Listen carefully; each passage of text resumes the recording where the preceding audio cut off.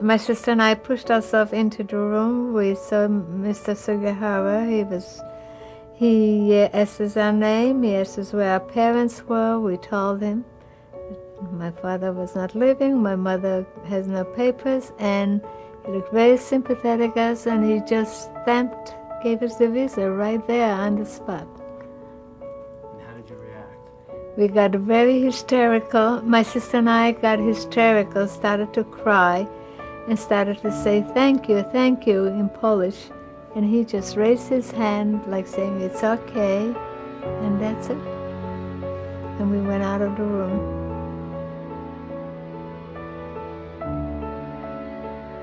The reason I wanted to do this was so that I could share about the Holocaust and teach people about what had happened and hopefully have them take something from it.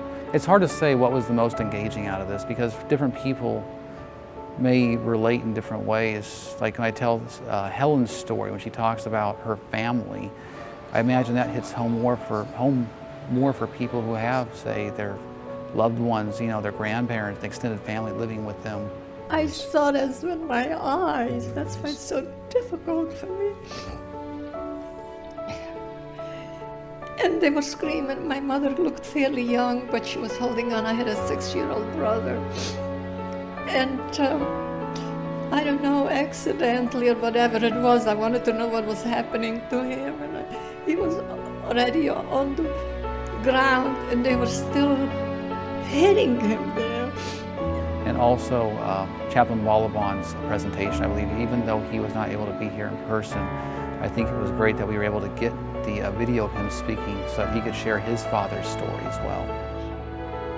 My father paid the fortune teller by giving him his bread ration for the day. In return, the fortune teller promised him that he would survive the concentration camp, would go to America, get married, and have a son and a daughter.